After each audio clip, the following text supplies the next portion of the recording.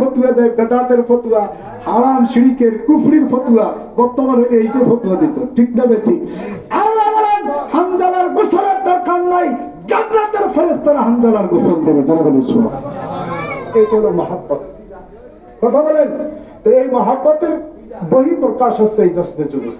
আবু লাহাব কাফের, আবু লাহাব কাফের, সন্দেহ আছে? সেই আবু লাহাবের বিরুদ্ধে সূরা নাজিল হয়েছে, তাব্বাত ইয়াদা আবি লাহাবি ওয়া তাব, আছে না নাই? কিয়ামত পর্যন্ত আমরা আবু লাহাবের ধ্বংস কামনা করি নামাজের মধ্যে।